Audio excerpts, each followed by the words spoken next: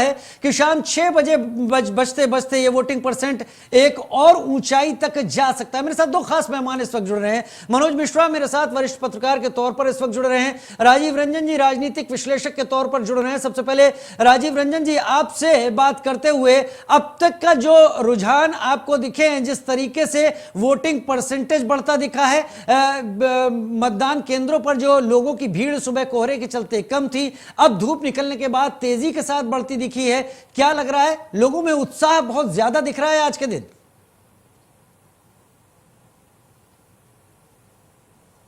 देखिए, पहले जब वोटिंग होती थी तो वोटिंग परसेंटेज बढ़ने का मतलब माना जाता था कि सत्ता के खिलाफ वोट पड़ रहा है। लेकिन पिछले 2-3 चुनावों से इसका इक्वेशन बदल गया है और अब ऐसा नहीं है कि ज़्यादा वोट पड़ने को सत्ता के खिलाफ माना जाता है। और प्रो इनकन्वेंसी में भी इस तरह के वोट पड़ते हैं।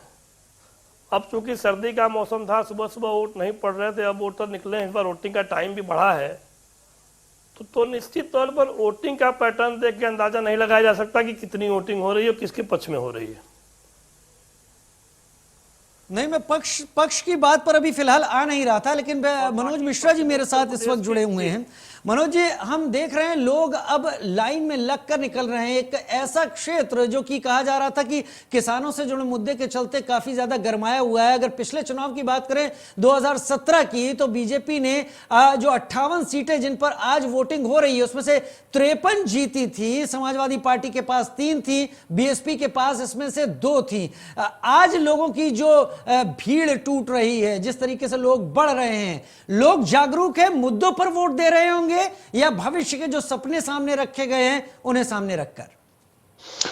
देखिए, दोनों चीजें आधी अधूरी और 50-50 है। कारण यह है कि 58 से 53 सीटें पाना अपने आप में बहुत बड़ी उपलब्धि होती है राजनीति में, लोकतंत्र में, और उसको रिपीट करना बहुत बड़ी चुनौती होती है जी।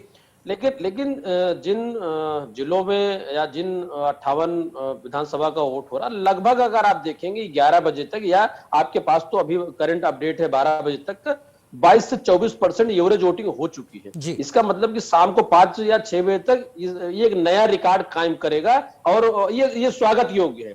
अब पक्ष विपक्ष की बात मैं इसलिए नहीं कर सकता हूं कि जनता जागरूक है, लोग जागरूक है और मताधिकार या वोट डालना अपना अधिकार समझते, लेकिन मुद्दे और परिस्थितियां बदली हैं। पश्चिमी उत्तर प्रदेश में विगत 15 वर्षों में, या विगत कम से कम इतना तो कहा जा सकता है कि 12 से 17 में वहां जो माहौल था, जो मुद्दे थे, मुद्दे बदले हैं।